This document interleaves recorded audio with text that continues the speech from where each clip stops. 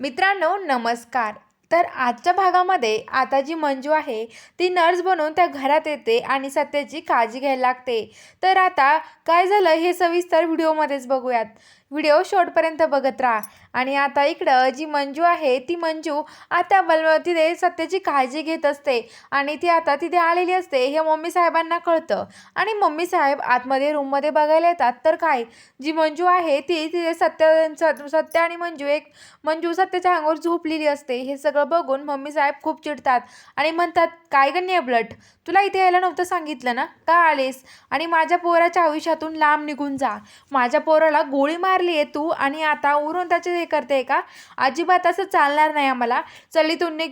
आणि तिला तिथून काढून देतात. आणि जो सत्य आहे त्याला अचानक चक्कर येतात आणि तो बेशुद्ध पडतो. आणि तो बेशुद्ध पडल्यावरती आता लगेच मम्मी साहेबांना मग सगळेजण म्हणतात की सत्य उठणार आहे बाबा, काय झालंय सत्य, तुला सत्य उठणार आहे. तर आता लगेच सत्य उठतच नाही. सत्य बेशुद्ध पडलेला असतो. तर आता लगेच बलवंत ते डॉक्टरला कॉल करतात. डॉक्टर यायला लागतात. तर आता बलमा म्हणतो, अरे सत्या, तुझा मित्र बलमा तुला उठवतोय तरी तू का उठत नाही रे, असं बलमा बोलतो. तर आता डॉक्टर येतात आणि डॉक्टर आल्यावरती आता ते सत्याला चेकअप करतात आणि म्हणतात की त्यांना तुम्ही काहीतरी टेन्शन दिलंय ना, त्यामुळेच हे सगळं घडलं आहे. तर मम्मी साहेब बोलतात की हे सगळं त्या नेबलेटमुळेच घडलं आहे. ती इथे आली ना, त्यामुळेच माझ्या सत्यासोबत हे झालं आहे. तर डॉक्टर आता त्यांना चेकअप वगैरे करतात आणि गोळ्या औषधं लिहून देतात आणि डॉक्टर बाहेर येतात आणि डॉक्टर खाली येऊन सांगतात की हे बघा, सत्यजितरावांना शुद्धीवर यायला वेळ लागेल आणि हे बघा, तोपर्यंत त्यांची शुद्धीवर जरी आली ना, त्यांच्यासमोर तुम्ही त्यांना टेन्शन येईल असं काही बोलू नका, कारण की त्यांना खूप टेन्शन येतं आहे आणि ते बेशुद्ध पण होऊ शकतात. त्यामुळं त्यांच्यासमोर तुम्ही काहीही बोलू नका आणि त्यांना त्रास होईल असं काही म्हणू पण नका आणि तुम्ही काळजी घ्या त्यांची, असं म्हणतात. आणि डॉक्टर तिथून जातात आणि नर्सला पण ते सांगतात की हे बघा नर्स, तुम्ही त्यांची काळजी घ्यायची आधी सांगून जातोय मी. आणि डॉक्टर जातात. तर आता ज्या मम्मी साहेब आहेत ना, त्या म्हणतात की ती नेबळटी आली नसती ना, त्यामुळंच झालं हे सगळं.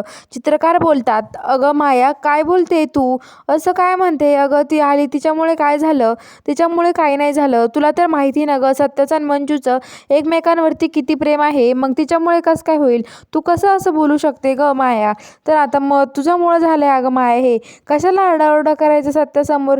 तर आता लगेच मम्मी साहेब म्हणतात, कायम तुम्हाला ती नेबळटाच बरोबर दिसते आणि मी चुकीची वाटते का? मी कायम कशी चुकीची वाटते हो चित्रकार तुम्हाला?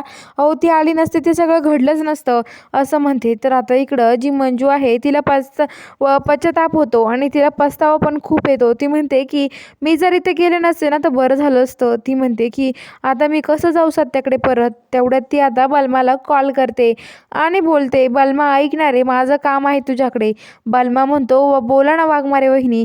तर मंजू म्हणते की हे बघ, मी जे सांगते तसं करायचं आणि बलमाला ती तिचा प्लॅन सांगते. बलमा म्हणतो, ठीक आहे वाघमारे वहिनी, तुम्ही म्हणाल तसं करायला मी तयार आहे, असं बोलतात. तर आता इकडं जो बलमा आहे तो तिथे उभा असतो. तो वाट बघत असतो मंजू कधी येते आणि कधी नाही.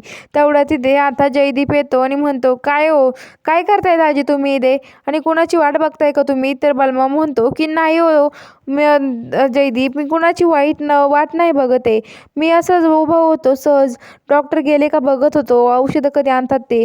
तर आता लगेच जो जयदीप आहे तो म्हणतो की हो का? आणि जयदीप जातो. तर तिथून आता मम्मी साहेब म्हणतात की काय रे बलमा, कुणाची वाट बघतोय तू? कुणाचं काय चाललंय तुझंवाला?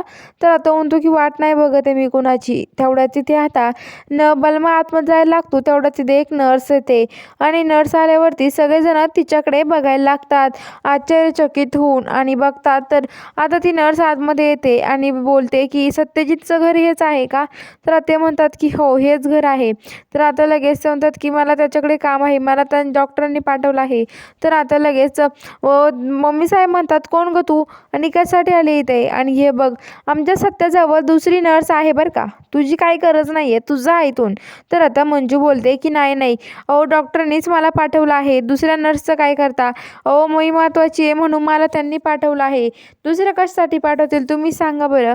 अहो मला पाठवलं आहे ते तुम्ही तुमची मुलाची चांगली काळजी घेत नाही ना, त्यामुळं. तर आता मम्मी साहेब बोलतात की हे बघा, तू काही कारण शोधू नकोस, कोण आहेस तू आणि माझ्या घरात यायची हिंमत कशी करतेस. तर आता लगेच बलमा बोलतो की अगं मम्मी, डॉक्टरांनी सांगितलं होतं मला की मी दुसरी नर्स पाठवतोय म्हणून म्हणून त्यांनी पाठवली असणार आहे, मला सांगून गेले होते ते. तर मम्मी साहेब बोलतात की माझ्यासमोर तर काहीच नाही सांगितलं, तुला एकट्याला सांगितलं का. तर बलमा म्हणतो की हो. तर मग आता लगेच बलमा आहे तो समजावतो आणि बोलतो की काळजी करू नको मम्मी, अगं सत्याला चेकअप करायला आले, सत्या शुद्धीवर आला नाही ना त्यामुळे.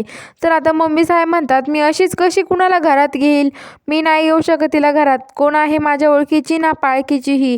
तेवढ्या तिथे आता दुसरी नर्स पण येते आणि ती आता मंजूला प्रश्न विचारायला सुरुवात करते, कोण तू, कुठून आली आहेस आणि काय गं, तू सांग बरं तुझं नाव काय आहेस आणि किती वय आहे तुझं, असं प्रश्न विचारायला लागते. तेवढ्यात आता मंजू येते. ती मंजू बोलते की हे बघा, तुम्ही मला प्रश्न विचारताय, पण आता बलमा म्हणतो की अहो तुम्हाला कुणाची तब्येत महत्त्वाची आहे, सत्यजितची का हिची, तुम्ही हिला काय प्रश्न विचारत बसलाय. अहो आपल्या सत्याची काळजी घ्यायला हवी, या नर्सच्या नादी लागू नका तुम्ही, हिच्यामुळे आपल्या सत्याला एवढं झालं आहे असं बोलतात. आणि आता सगळेजण ज्याच्या याला लागतात कामाला आणि आता बघतात वर येऊन. तर आता लगेच जी नर्स आहे, जी मंजू आहे, तिला मम्मी साहेब थांबवतात आणि म्हणतात काय गं, थांब थांब, तुझे हे दाखव मला, ID कार्ड दाखव, नाही तर तो चेहऱ्यावरचा मास्क काढ. तर आता लगेच मंजू म्हणते ID कार्डच. तेवढं खिशातून ID कार्ड असतं ते काढते आणि मम्मी साहेबांना दाखवते. मम्मी साहेब म्हणतात की बरं ठीक आहे जा तू वर. आणि आता मंजू वर यायला निघते आणि ती वर आल्यावरती आता तिथे वरती येऊन बघते तर काय, तर आता ती म्हणते की आता सत्याला बघते आणि आता तिथे सत्याला बघितल्यावरती तिच्या मागे लगेच ती दुसरी नर्स पळत येते आणि आता ती मंजूला म्हणते की काय गं, माझ्या वाट्याचं घेणार का तू, मी तुला हे कधीच घेऊन देणार नाही आहे, कदापि हे शक्य नाही आहे असं बोलतात. आणि आता लगेच ती मंजूच्या गळ्याला चाकू लावायला लागते आणि म्हणते की हे बघ, माझ्या सत्यापासून लांब राहायचा, माझ्या पोटर पाय द्यायला आले आहे का तू इथे.